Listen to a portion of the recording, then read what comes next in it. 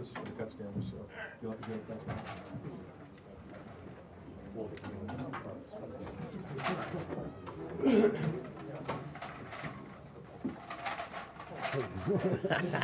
It's you. The end of the hour. No. I'm gonna do the same thing, Lewis. You're a pro now, man.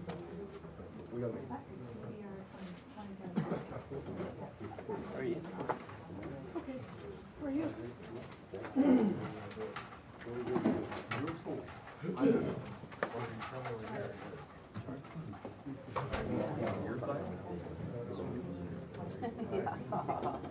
So they didn't open the room until 7:30?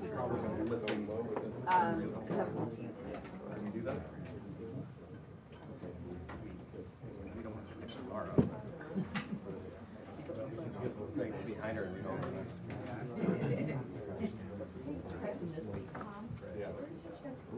We can't because he's using a laser pointer. We already talked about it. We can't. Because he's using a laser pointer. He can't shoot a laser pointer across the secretary. So he's just going to turn and come here. Yeah, you guys are just going to have to ship down. It's no big deal. It's going to get your cuts. They can't get the shot of it too, though. Cuts never gets the graphic. That's where the head on. So we have time. We can make this work.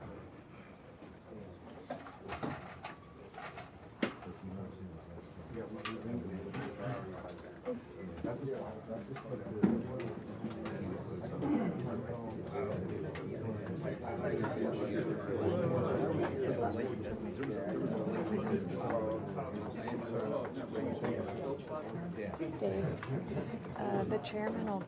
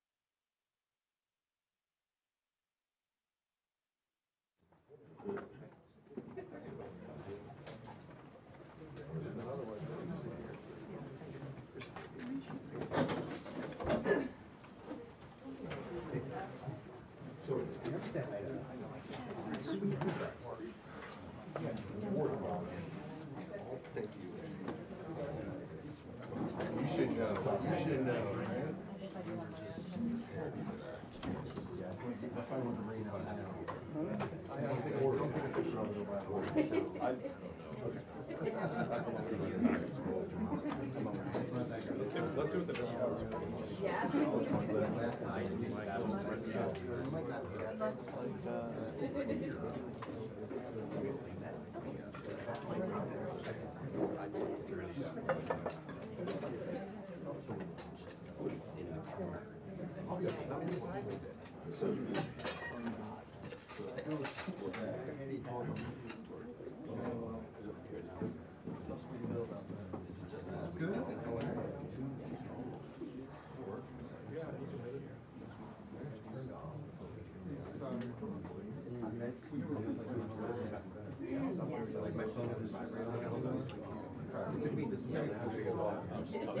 Slowly. Yeah.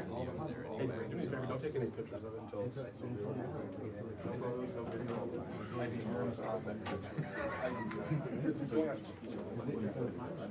try our best.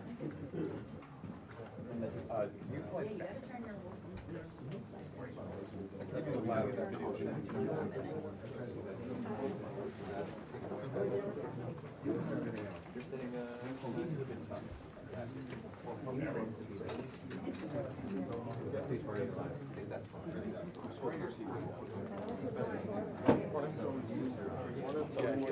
are you looking for that? You can hit that. Yeah, you got some heads in the back. We could go one step higher if you want. That would be gift pot. Thank you. There might still be heads, but it'd be better. We have some heads in the shot, so these, we're gonna raise them.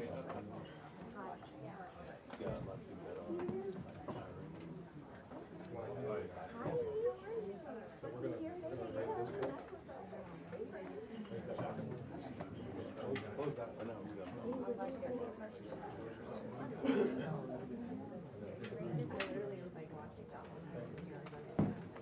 How's that? Much better than that. Let's try this. More? So the light's not moving. That should work. All right, push that.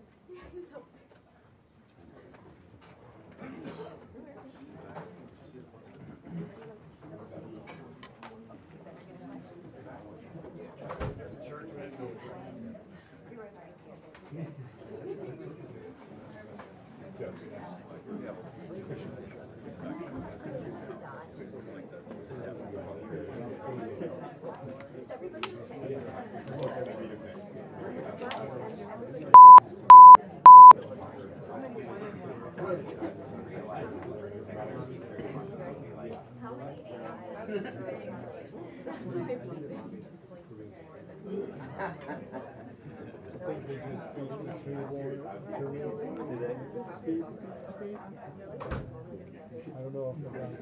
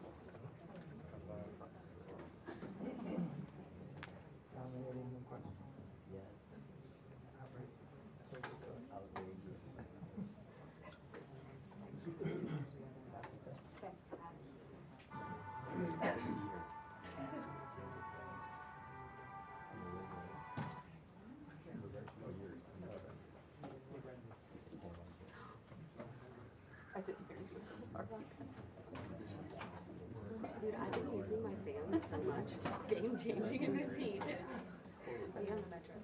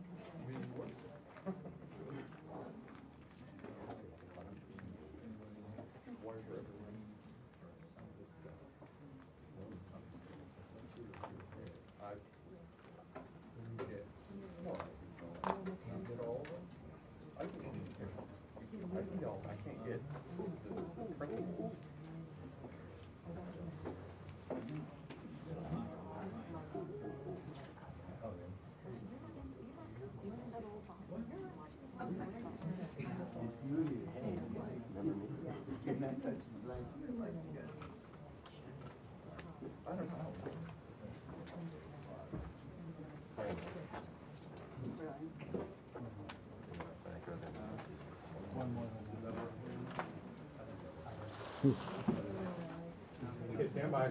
Stand by. Should we finish and let everyone take off their badges? If you're wearing a badge, please tuck it into your coat. We'll take it off. Thank you.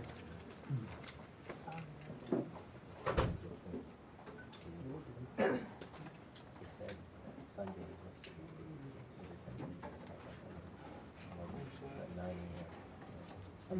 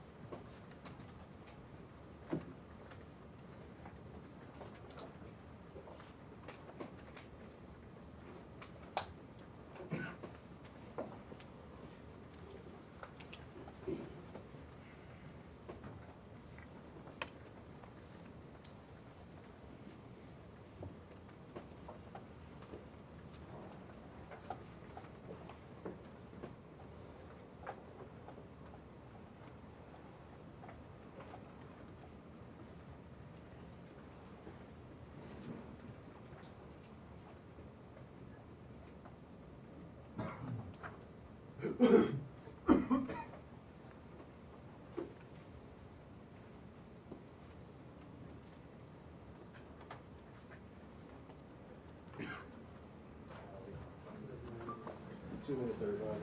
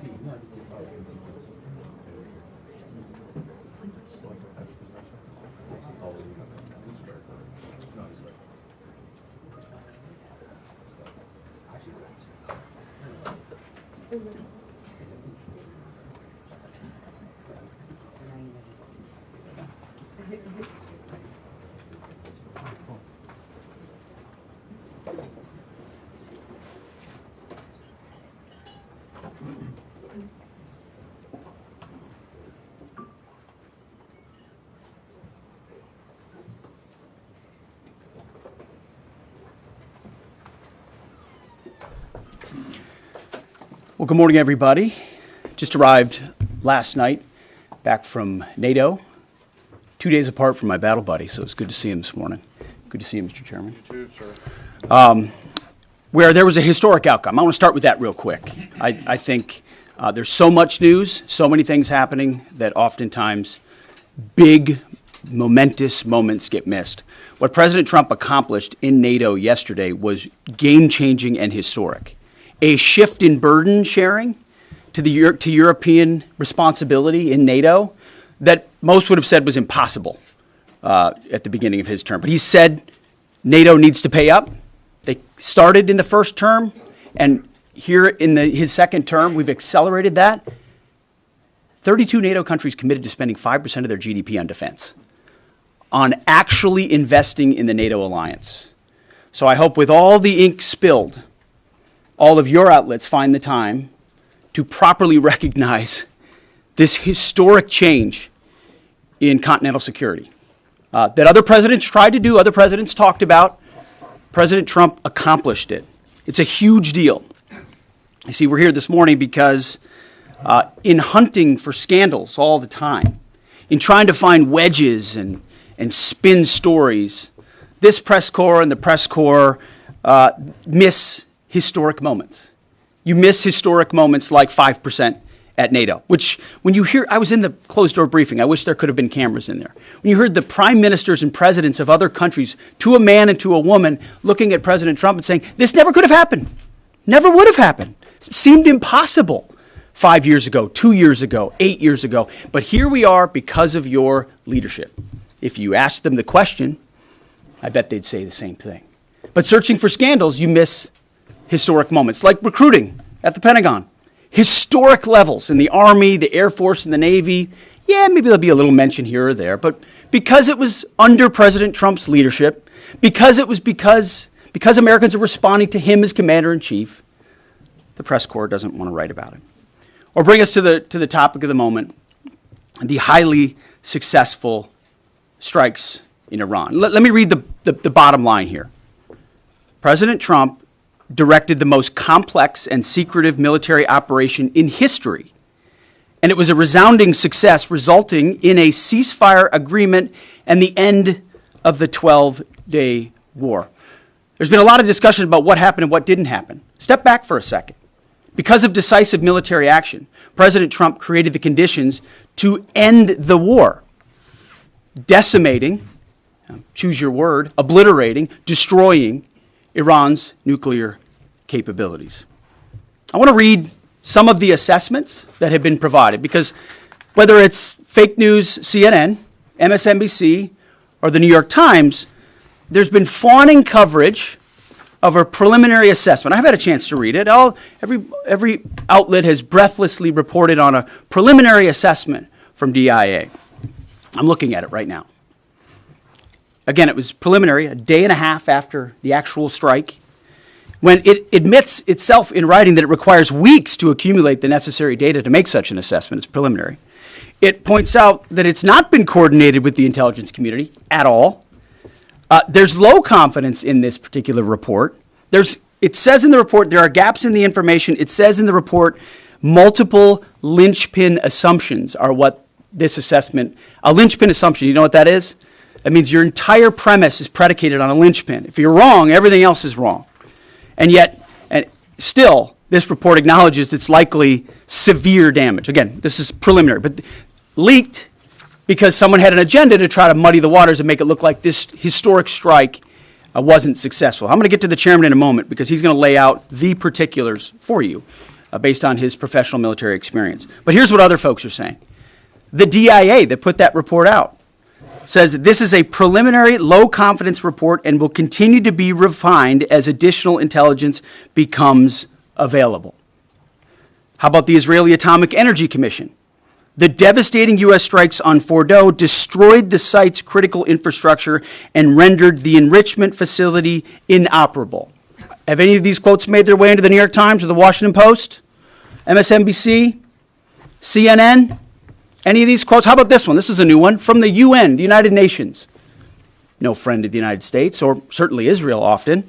Here's the head of the UN Atomic Energy Agency this morning, Rafael Grossi. U.S. and Israeli strikes caused enormous damage to Iran's nuclear sites. Don't take my word for it. How about the IDF's chief of staff? I can say here that the assessment is that we significantly damaged the nuclear program, setting it back by years. I repeat, years.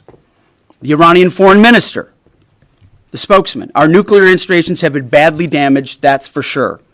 I'm sure that's an understatement.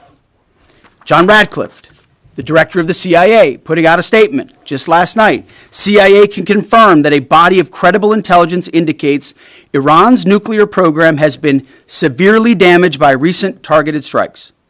This includes new intelligence from a historically reliable, very different than preliminary assessment with low confidence. He's saying historically reliable and accurate source and method that several key Iranian nuclear facilities were destroyed and would have to be rebuilt over the course of years. CIA continues to collect additional reliably sourced information to keep appropriate decision makers fully informed. How about DNI Tulsi Gabbard yesterday? She writes, and I quote, "New intelligence confirms what POTUS has stated numerous times. Iran's nuclear facilities have been destroyed." Institute for Science and International Security President David Albright, overall Israel and U.S. attacks have effectively destroyed Iran's centrifuge enrichment program. Time and time again, I can go down the list. Those that understand, those that see, those that do proper assessments recognize that what the United States military did was historic. And again, before I pass it to the chairman, because you, and I mean specifically you, the press, specifically you, the press corps, because you cheer against Trump so hard, it's like in your DNA and in your blood to cheer against Trump. Because you want him not to be successful so bad, you have to cheer against the efficacy of these strikes. You have to hope. Maybe they weren't effective. Maybe the way the Trump administration has represented them isn't true. So let's take half-truths, spun information, leaked information, and then spin it. Spin it in every way we can to try to cause doubt and manipulate the public mind over whether or not our brave pilots were successful. How many stories have been written about how hard it is to, fly a plane for 36 hours? Has MSNBC done that story? Has Fox? Have we done the story how hard that is? Have we done it 2 or 3 times so that American people understand? How about how difficult it is to shoot a drone from an F-15 or 16 or F-22 or F-35? Or what it's like to man a Patriot battery? Or how hard it is to refuel midair? Giving the American people an understanding of how complex and sophisticated this mission really was.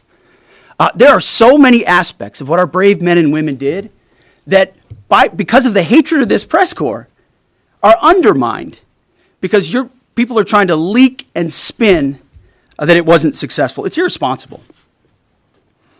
And folks in this room are privy to that information because of the proximity here in the Pentagon.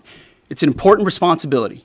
And time again, classified information is leaked or peddled for political purposes to try to make the president look bad. And what's really happening is you're undermining the success of incredible B-2 pilots and incredible F-35 pilots and incredible refuelers and incredible air defenders who accomplished their mission, set back a nuclear program in ways that other presidents would have dreamed.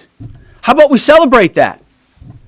How about we talk about how special America is, that only we have these capabilities? I think it's too much to ask, unfortunately, for the fake news. So we're used to that. But we also have an opportunity to stand at the podium and read the truth of what's really happening. And the reality is you want to call it destroyed, you want to call it defeated, you want to call it obliterated, choose your word. This was an historically successful attack, and we should celebrate it as Americans, and it gives us a chance to have peace, chance to have a deal, and an opportunity to prevent a nuclear Iran, which is something President Trump talked about for 20 years, and no other presidents had the courage to actually do. So with that, I want to hand it over to the chairman of the Joint Chiefs. They've done technical analysis on this, not just on the strike, but also on our Patriot defenders, on al-Udeid. And Mr. Chairman, I'll hand it over to you. Good morning. Thank you, Mr. Secretary, and good morning, and all of you. Thank you for being here. As a follow-up to my comments on Sunday's press conference, I wanted to give you a few updates this morning on something I'm honored to do as a chairman, and that's a chance to get to talk about some of our service members and the incredible things that they do on behalf of our nation. And I apologize ahead of time for the length and the detail. Today I'm going to brief you on a couple things. First, I'm going to talk about our air defenders at al-Udeid in Qatar and their actions on Monday. Then I'm going to walk you through a little bit about the academics that went into the attack against Fordo, the massive ordnance penetrator weapon, and we're going to show a video that highlights the effects that weapon has. Of course, nobody was down inside the target, so we don't have video from the target. First, on Monday, as the President has stated, on Monday morning we began to receive indications and warnings that Iran intended to attack U.S. bases in the region.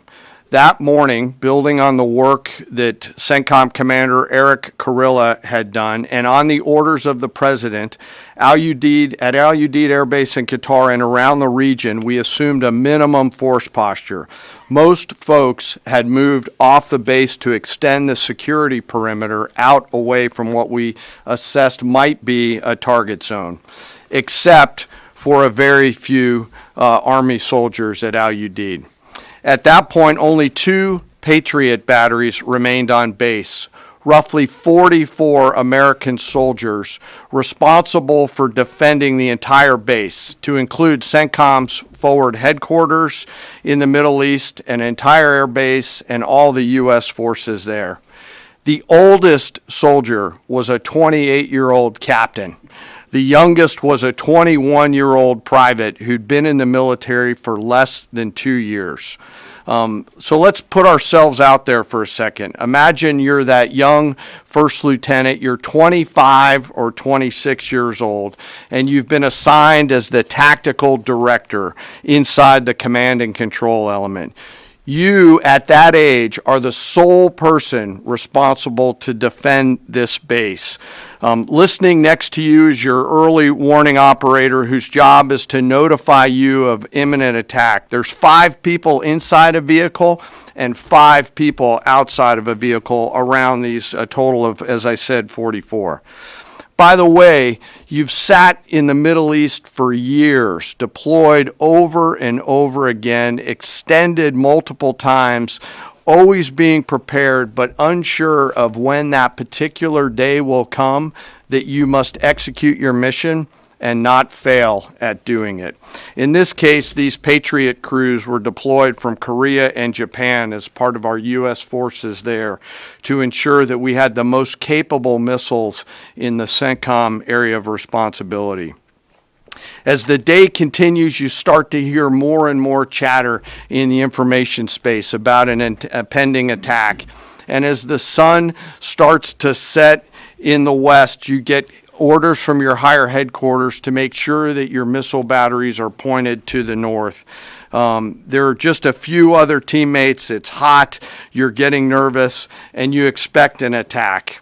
Outside of those Patriot vehicles, your hot crew, which is 1 NCO and 4 additional soldiers, turns a key and relinquishes control of those missiles to that young lieutenant inside the vehicle. And you wait. You know that you're going to have approximately 2 minutes, 120 seconds to either succeed or fail. And then at approximately 12:30 p.m. on Monday, that's 7:30 p.m. in Qatar, as the sun sets in the west, Iran attacks. As the targets were detected, round after round of Patriot missiles are ejected from their canisters by an initial launch charge. Then the main solid rocket motor ignites. You can feel this in your body if you've ever been around a Patriot taking a shot. And round after round goes out and guides against those missiles coming inbound.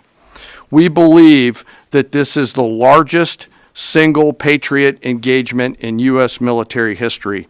And we were joined in this engagement by the Qatari Patriot crews. I'm not going to tell you how many rounds were shot, but it was a bunch because of classified purposes. And we're aware that there's reports of something getting through. What we do know is there was a lot of metal flying around. Between attacking missiles being hit by Patriots, boosters from attacking missiles being hit by Patriots, the Patriots themselves flying around, and the debris from those Patriots hitting the ground, there was a lot of metal flying around. And yet our U.S. air defenders had only seconds to make complex decisions with strategic impact. These awesome humans, along with their Qatari brothers and sisters in arms, stood between a salvo of Iranian missiles and the safety of Al Udeid. They are the unsung heroes of the 21st century United States Army. And I know a lot of you have seen the videos online and the excitement as those Patriots departed their launchers and went up and guided. This really demonstrates the combat capability and capacity of our Army air defenders. Simply stated, they absolutely crushed it. If you'd flip this over, thanks. Let me next move to a walkthrough of the GBU-57 massive ordnance penetrator weapon and share a little bit about the planners who did this and their work on the weapon. First, let me set the stage for you. There's an organization in the U.S. called the Defense Threat Reduction Agency, DTRA. DTRA does a lot of things for our nation, but DTRA is the world's leading expert on deeply buried underground targets. In 2009, a Defense Threat Reduction Agency officer was brought into a vault at an undisclosed location and briefed on something going on in Iran. For security purposes, I'm not going to share his name. He was shown some photos and some highly classified intelligence of what looked like a major construction project in the mountains of Iran. He was tasked to study this facility, work with the intelligence community to understand it, and he was soon joined by an additional teammate. For more than 15 years, this officer and his teammate lived and breathed this single target, Fordo, a critical element of Iran's covert nuclear weapons program. He studied the geology. He watched the Iranians dig it out. He watched the construction, the weather, the discard material, the geology, the construction materials, where the materials came from. He looked at the vent shaft, the exhaust shaft, the electrical systems, the environmental control systems, every nook, every crater, every piece of equipment going in and every piece of equipment going out. They literally dreamed about this target at night when they slept. They thought about it driving back and forth to work, and they knew from the very first days what this was for. You do not build a multi-layered underground bunker complex with centrifuges and other equipment in a mountain for any peaceful purpose. They weren't able to discuss this with their family, their wives, their kids, their friends, but they just kept grinding it out. And along the way, they realized we did not have a weapon that could adequately strike and kill this target.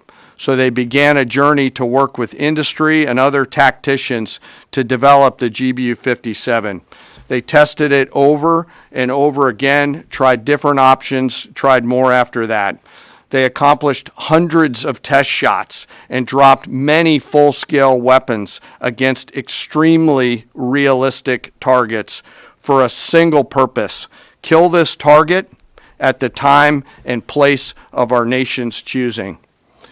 And then, on a day in June of 2025, more than 15 years after they started their life's work, the phone rang and the President of the United States ordered the B-2 force that you've supported to go strike and kill this target.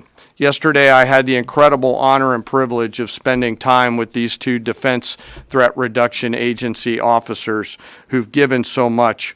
One of them said, quote, "I can't even get my head around this. My heart is so filled with the pride of being a part of this team. I am so honored to be a part of this." To you both, thank you, and thank you to your families. Operation Midnight Hammer was the culmination of those 15 years of incredible work. The air crews, the tanker crews, the weapons crews that built the weapons, the load crews that loaded it. Before I run through this video today, I want to talk a little bit about weaponeering and what goes into an attack. Weaponeering is the science of evaluating a target. I mentioned all of those factors before that these two DTRA officers had thought about. Ultimately, weaponeering is determining the right weapon and fuse combination to achieve the desired effects and maximum destruction against a target. In the case of Fordo, the DTRA team understood with a high degree of confidence the elements of the target required to kill its functions, and the weapons were designed, planned, and delivered to ensure that they achieved the effects in the mission space. By the way, in the beginning of its development, we had so many PhDs working on the MOP program, doing modeling and simulation, that we were quietly and in a secret way the biggest users of supercomputer hours within the United States of America. So let me talk about the graphic a little bit. And the GBU-57, which all of you I know is a 30,000 pound weapon dropped only by the B-2. It's comprised of steel, explosive, and a fuse, programmed bespokely. Fuse is effectively what tells the bomb when to function. A longer delay in a fuse, the deeper the weapon will penetrate and drive into the target. So on Fordo, in June of 2008, you can see these three holes. Depicted here is the main exhaust shaft with two additional ventilation shafts on either side.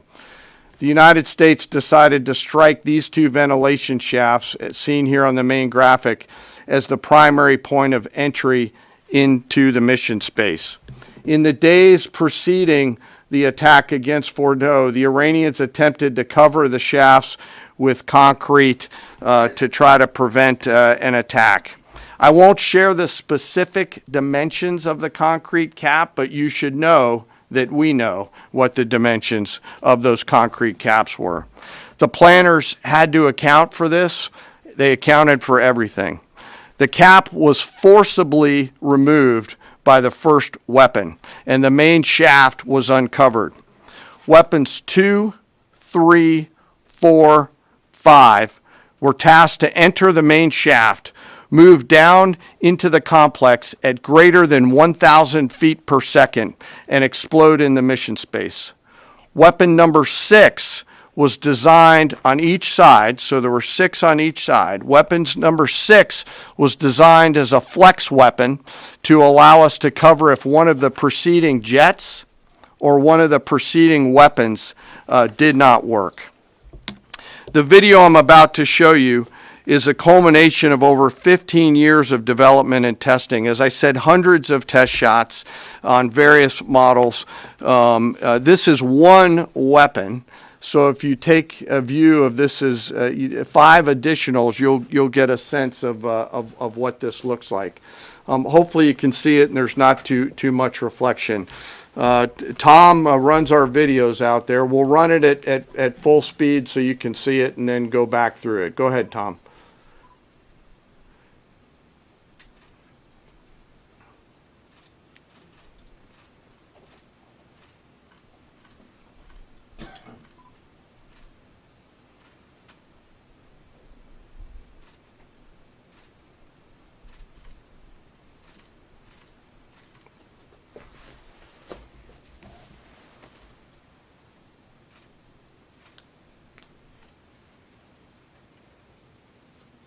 Keep it going for a minute. You'll see inside the mission space.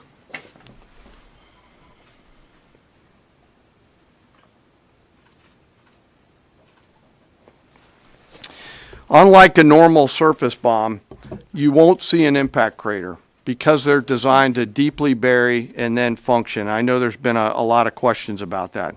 All 6 weapons at each vent at Fordo went exactly where they were intended to go. A bomb has 3 effects that causes damage: blast, fragmentation, and overpressure. In this case, the primary kill mechanism in the mission space was a mix of overpressure and blast, ripping through the open tunnels and destroying critical hardware. The majority of the damage we assessed based on our extensive modeling was a blast layer combined with the impulse extending from the shock. Imagine what this looks like 6 times over. A point that I want to make here: the joint force does not do BDA. By design, we don't grade our own homework. The intelligence community does.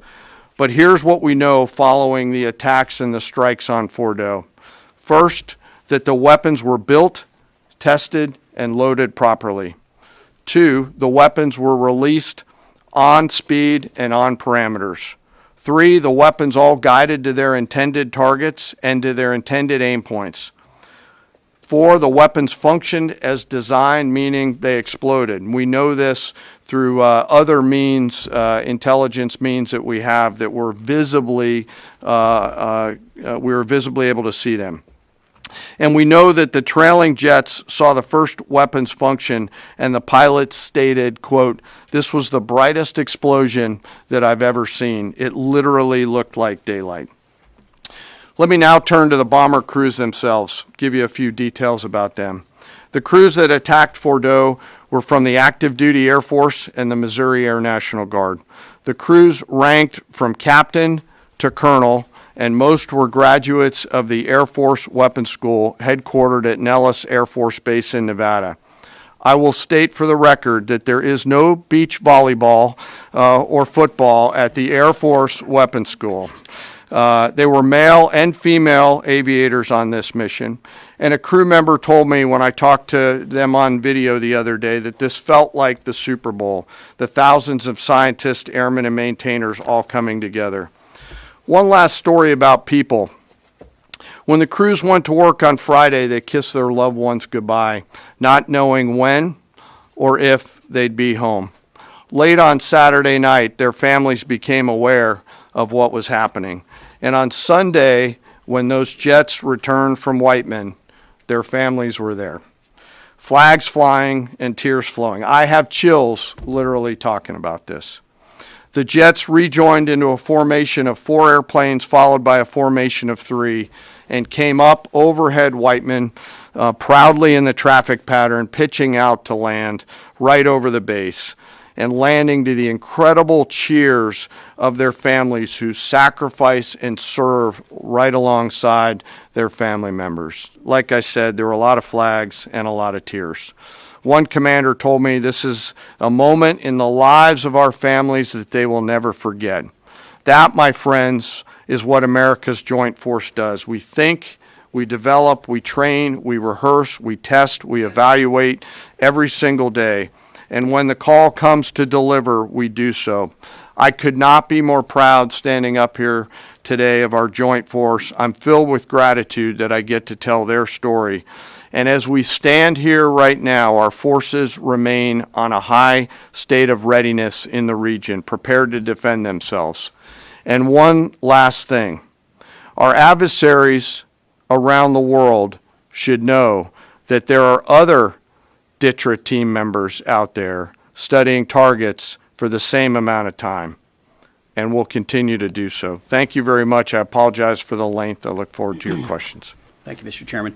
I would just thank you, by the way, for that extensive work, the lay down. I mean, even, do you have that laser pointer? Okay. Yes, sir. Thank you, squaring me away as always. I mean, even in just the public reporting, if you see the post-strike shaft of the 3 holes, the vast majority, and fairly so, the vast majority of speculation has been those are the 3 strike points. When in actuality, what you realize is these are the vents, these are the caps. The first munition took the cap off, and the other 5 went down the center hole, which, if you're planning the target, you would want it to be the direct one going to the bottom. These are the types of things that go into the planning for a strike that the Pentagon would not expect the press corps or the American people to initially understand. So laying this information out is helpful. But it's also why we ask for a beat, for a moment, for a day or 2, the opportunity to tell that story. Because as the chairman said, these men and women that did this mission, they just want to do their job. They're not expecting their story to be told. They're not expecting the glory. They are grateful for the flags and the hugs of family. That's why they do the job. But they also know they were a part of something historic.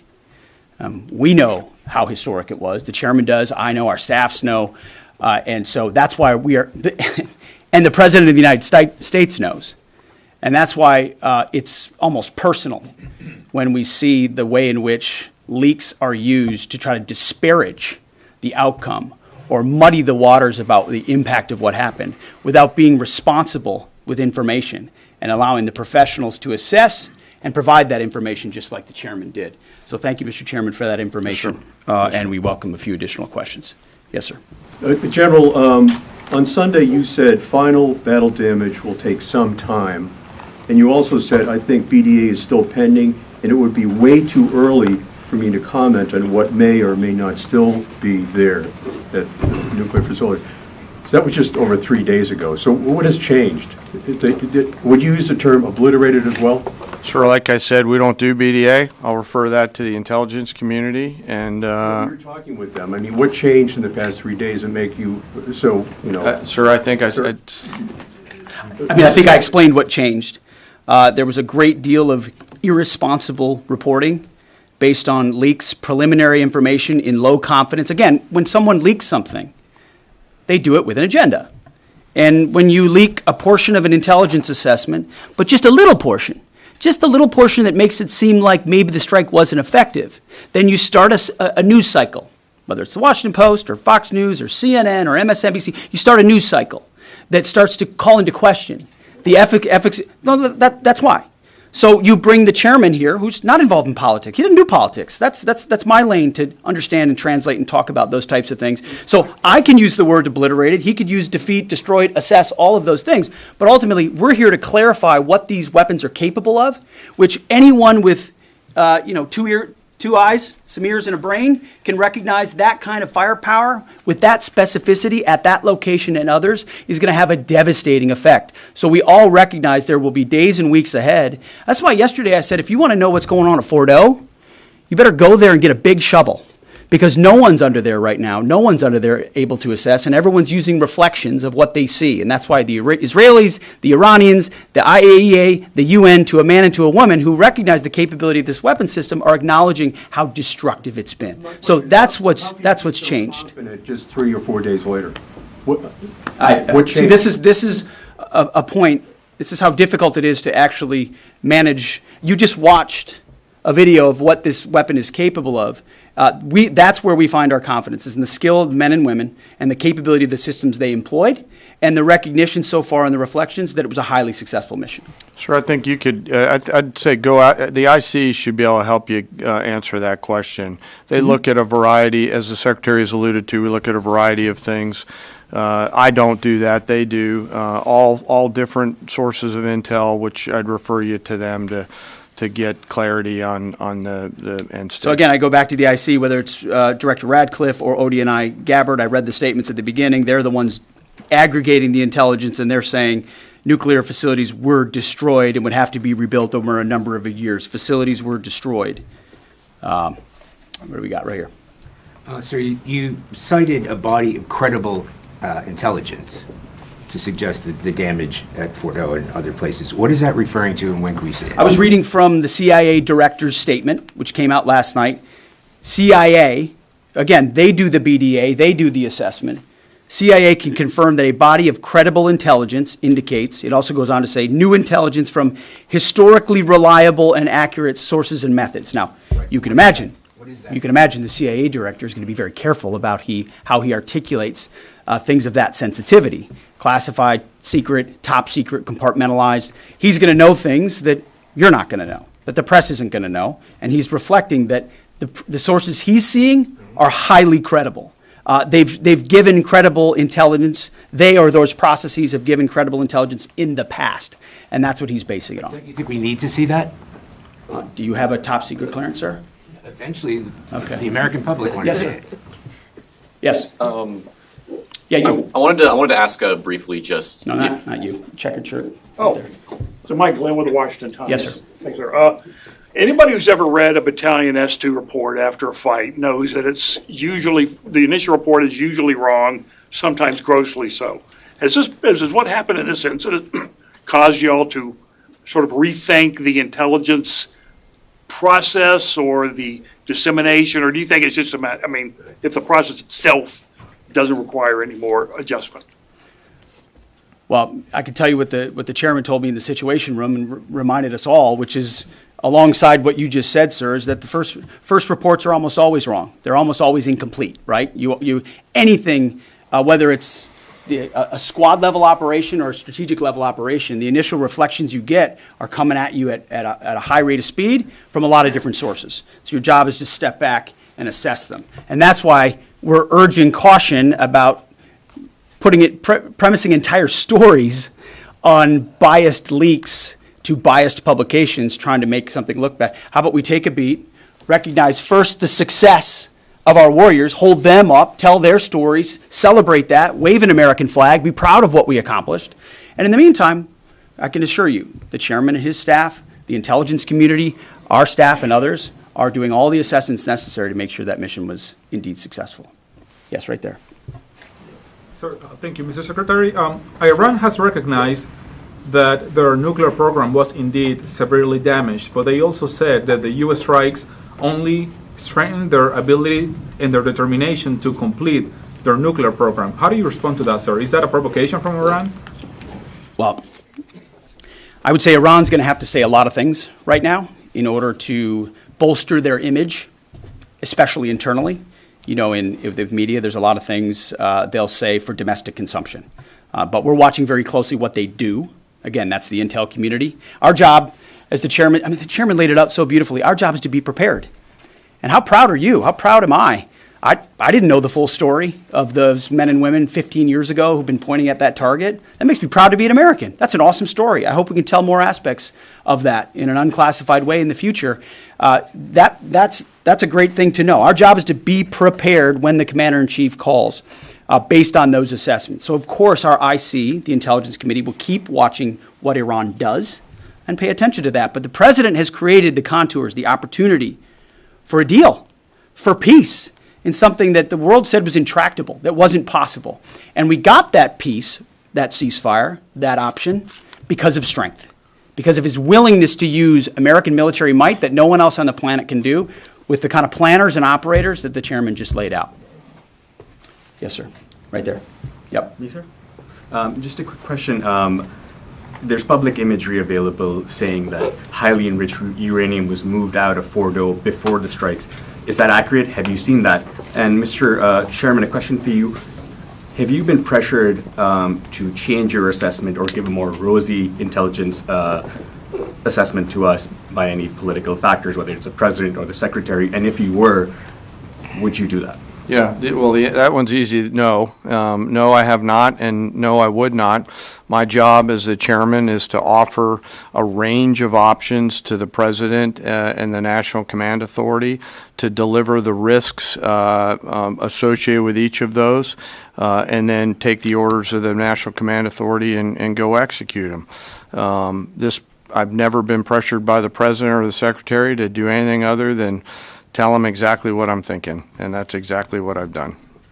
There's nothing that I've seen that suggests that we didn't hit exactly what we wanted to hit in those locations. That's not the question, though. It's about highly enriched uranium. Do you have certainty that all the highly enriched uranium was inside the Fordo mountain, or some of it, because there were satellite photos that showed more than a dozen trucks there 2 days in advance? Are you certain none of that highly enriched uranium was moved? Of course, we're watching every single aspect, but Jennifer, you've been about the worst, the one who misrepresents the most intentionally what the president says. I'm familiar. I was about the ventilation shafts on Saturday night, and in fact, I was the first to describe the B-2 bombers, the refueling, the entire mission with great accuracy. So I take issue with that. I appreciate you acknowledging that this was the first the most successful mission based on operational security that this department has done since you've been here, and I appreciate that. So we're looking at all aspects of intelligence and making sure we have a sense of what was where. Why not acknowledge the female pilots that also participated in this mission? The early messages that you sent out only congratulated the boys. So when I say something like our boys and bombers, see, this is the kind of thing the press does, right? Of course, the chairman mentioned a female bomber pilot. That's fantastic. She's fantastic. She's a hero. I want more female bomber pilots. I hope the men and women of our country sign up to do such brave and audacious things. But when you spin it as, because I say our boys and bombers as a common phrase, I'll keep saying things like that, whether they're men or women. I'm very proud of that female pilot, just like I'm very proud of those male pilots. And I don't care if it's a male or a female in that cockpit, and the American people don't care. But it's the obsession with race and gender in this department that's changed priorities. We don't do that anymore. We don't play your little games. Yes, right there. For certain that the uranium was removed from the facility before the B-2 struck. So I'm not aware of any intelligence that I've reviewed that says things were not where they were supposed to be, moved or otherwise. Yes. Kelly Meyer with News Nation, and just off the top, want to say we're grateful for the service of these pilots and everybody that serves. I wanted to ask you, the CIA statement said, when possible, they will provide updates and information to the public for transparency, and I believe that's what we're looking for here. Do you commit to share the Defense Intelligence Agency report when it is ready, so the American people can understand more about the intelligence assessment? Well, actually, the report that was discussed, this preliminary report, was what's called a restrike report. So it comes to us to give us an assessment whether a target would need to be restruck, right? That's the reason why. So it's based on internal feedback loop that we're supposed to have access to. Unfortunately, someone took advantage of that. But whatever is supposed to be made public will be, but whatever has to stay sensitive. Sir, can I just jump in? You know, one of the things that I'm trying to do through this journey that we're on together, of course, transparency, but also the requirement to really protect these capabilities. I guess the time's up. So there's a balance in there, right? We do need to preserve options should the nation and the joint force be tasked to go do something again. So I'm confident we'll find the middle ground, but there are some things that if asked, I'd want to not release related to. So we're going to leave it right there. I want to thank the heroism of our men and women in the military. What they accomplished is truly historic. Setting back the Iranian nuclear program, untold number of years. It was a devastating attack. We appreciate you covering it. Thank you very much, Mr. Chairman. Thank you. Talk a little bit more about the role, sir. Kim Clerk.